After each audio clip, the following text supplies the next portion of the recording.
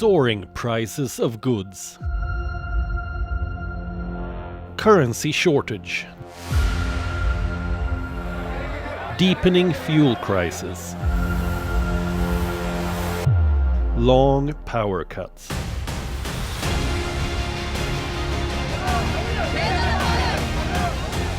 Sri Lanka is facing one of its worst economic crises in recent decades.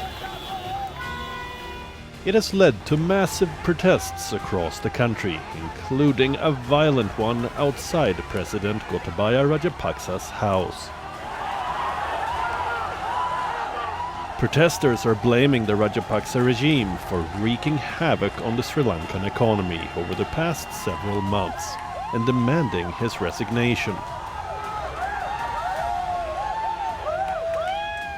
Mass protests are currently underway in all parts of Sri Lanka as citizens have taken to the streets to voice their dissent against what is happening in Sri Lanka right now. They are voicing their anger and frustration towards the government, which is led by President Gotabaya Rajapaksa, for leading this country into its worst possible economic crisis right now. In the last month alone, prices of food items have shot up by as much as 25% in the island nation. There is a severe shortage of essentials. I've been standing here for the past 5 hours. I haven't eaten anything since morning. I'm feeling dizzy. It's very hot. People are dying waiting in queues for petrol, for gas, for kerosene. 3 people fainted in this very queue.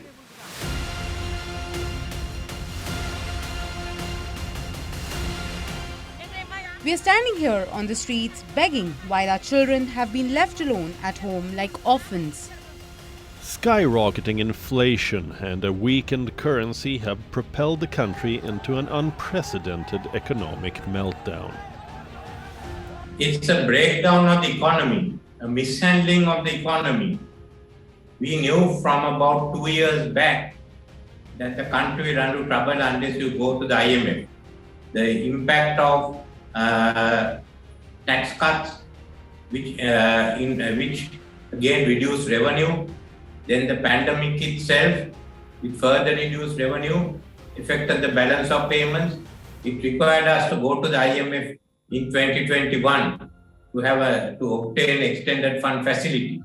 We did not do that, and there were homegrown reports. As a result, the government's debt grew. The revenue reduced.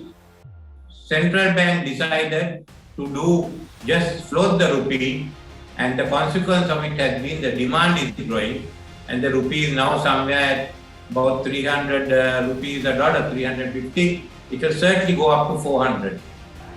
In Sri Lanka, the overall rate of inflation for February 2022, as measured by National Consumer Price Index, stood at 17.5%, the highest since 2015. By March, food inflation had jumped over 25%. In just 2 years, Sri Lanka's foreign exchange reserves have depleted by 70%. And were down to a measly $2.31 billion as of February 2022. How did the country reach this point? The country, which was recognized as Lonely Planet's #1 travel destination in October 2019, is now on the brink of collapse. Who is responsible? Experts have blamed a huge foreign debt as one of the primary reasons for the economic meltdown. In fact, Sri Lanka owes over $5 billion in debt to China alone. But it's not the only reason.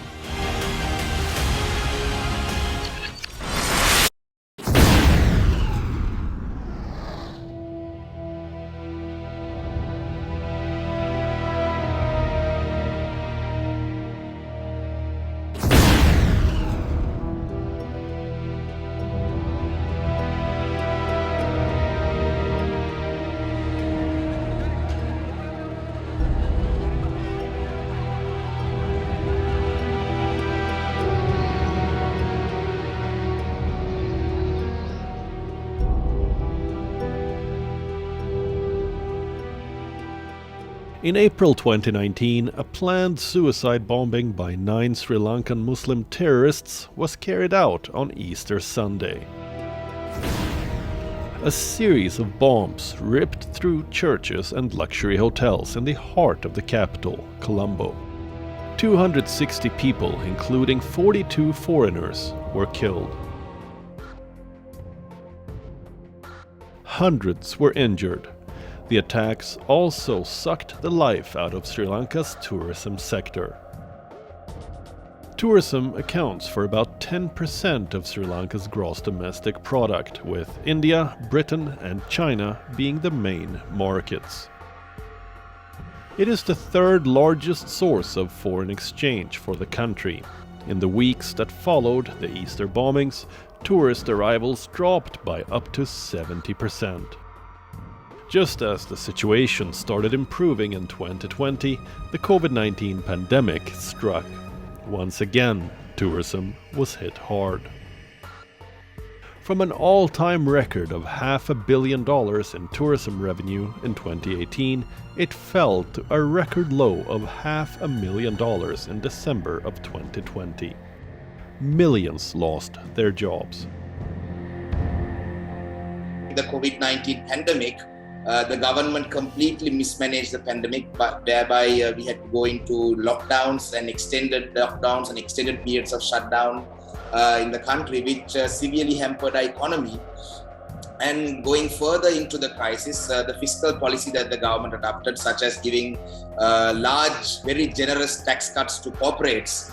For an instance, a corporate that earns above 300 million is only charged VAT. However, before this government came into power, any business that had a revenue of more than 12 million had to pay VAT.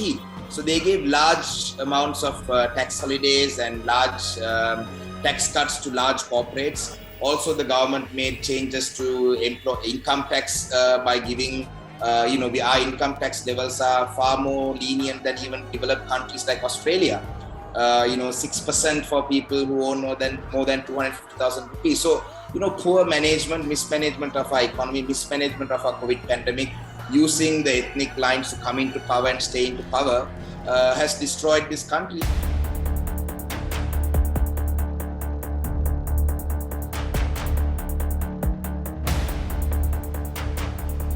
The food crisis was also aggravated by the government's ban on the use of chemical fertilizers in farming. Sri Lankan President Gotabaya Rajapaksa promised in his 2019 election campaign to make the agriculture sector 100% organic over a period of 10 years. But in April 2021, the government banned chemical fertilizers overnight without preparing farmers, prompting a surge in food prices and worries about shortages. With the whole organic farming and the, practically overnight saying we need to switch to organic farming and stopping the import of fertilizers was something that once again showed that there was no reliance on expertise. They didn't exactly get expert advice. There was no long-term planning as to how do we ease people into this. If we overnight stop importing fertilizers, how is that going to affect farmers, the next harvest? By November 2021, with tea production falling, the government partially lifted its fertilizer ban on key export crops, including tea, rubber, and coconut. Later, after seeing the deteriorating condition of farmers, it suspended the policy for several other key crops. But by then, the damage was done. This year, the harvest has been around 20% of what you'd normally get. And the farmers were protesting for many days, many months, demanding for fertilizer to be given to them. And the president was adamant that he will be able to successfully go ahead with it. And then we even imported a organic fertilizer shipment from China that was not suitable for that it was unhealthy, that it was not good fertilizer. And we had to, our People's Bank, our main bank, was blacklisted by the Chinese because they refused to make the payment for fertilizer ship that was below standard.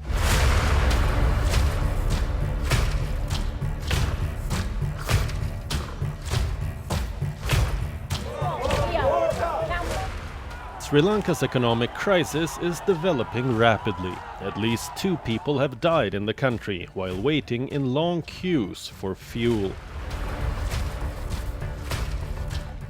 Economic mismanagement by successive governments has resulted in rising prices and high debt. It's a double whammy, and ordinary people are bearing the brunt. Their anger is directed at the nation's all-powerful Rajapaksa family.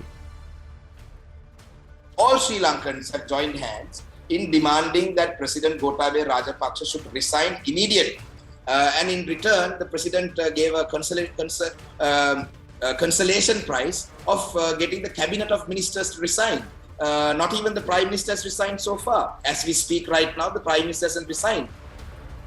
The Rajapaksa family hails from Hambantota district in the south. President Gotabaya Rajapaksa and his brothers Chamal Rajapaksa, Prime Minister Mahinda Rajapaksa, and Basil Rajapaksa are third-generation politicians. While the fourth generation is represented by Mahinda and Chamal's sons Namal, Yosita, and Shashindra. The family has held sway over the nation's politics for decades.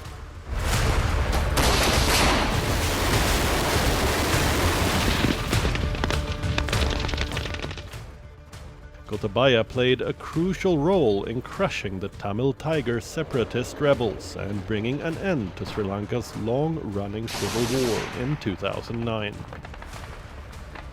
At the time, Gotabaya was serving as the country's defense secretary under his brother, ex-president Mahinda Rajapaksa.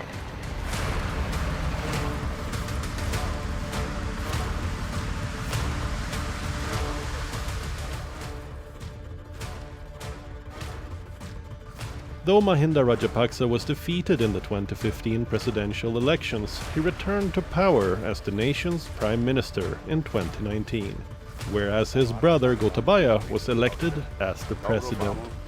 For the first time in Sri Lankan history, 2 siblings were holding the top political positions. But for how long? On the 5th of April, the ruling coalition lost its majority in the 225-member parliament after at least 41 lawmakers walked out of the alliance amid growing unrest. The Rajapaksa brothers have been accused of using all sorts of authoritarian measures to hang on to power.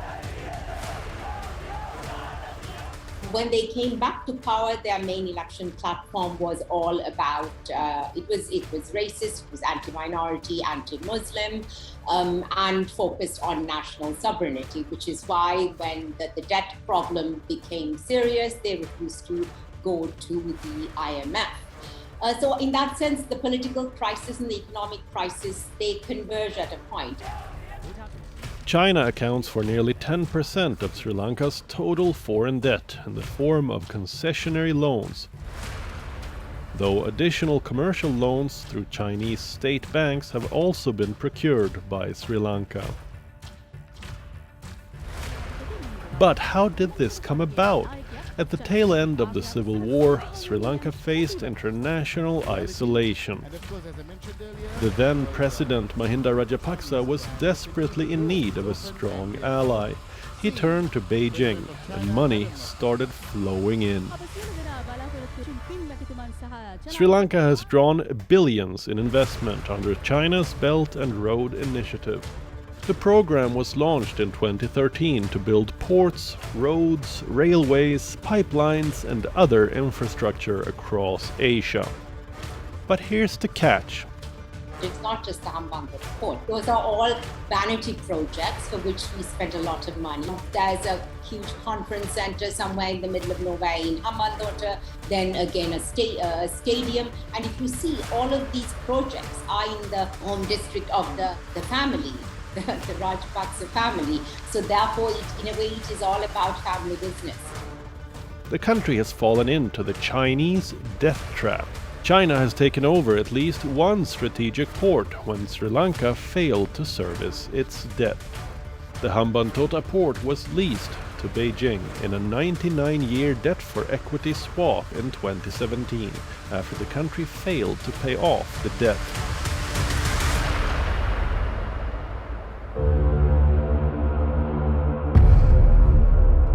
But even in terms of investment, the government invested in the wrong projects. The government ended up building a harbour, airport and highway and a convention center in the southern district of Hambantota, which was the hometown of the then president, who is the current prime minister. And there are many allegations that even when the highway was constructed, that per kilometer, the prices that were paid to the Chinese companies were far more than the actual market rate at the time.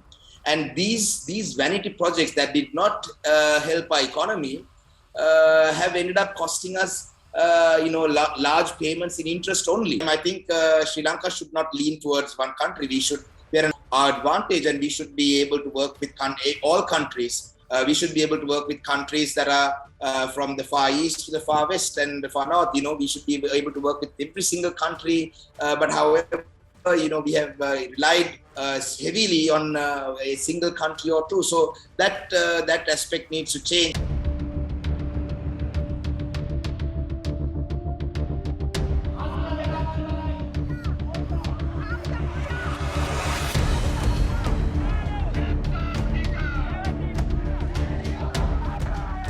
Indian Ocean island nation, home to 22 million people, has been reeling under the impact of a severe economic downturn for over a month now. Let's look at the other sectors that have been adversely affected due to this turmoil. Doctors have been protesting across the country, asking the government to declare a health emergency amid shortages of drugs. 1 month ago, when the inflation came into the country, the government has increased the prices for the pharmaceuticals by 30%. So that has caused a severe burden on the people. Basic instruments like catheters and to do sutures, they don't have that. That is basic stuff. So we're running out of that. So in a sense, the socio-economic crisis, it's extremely serious. People are suffering a lot. And yet somehow the government seems to be deaf to the message and so out of tune with reality.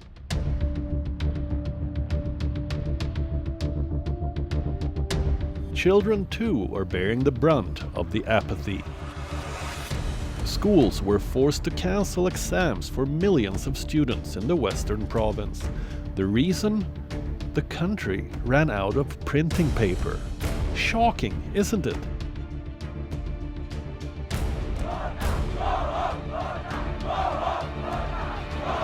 Sri Lankans are shouting "Go home, Gota," as they take to the streets.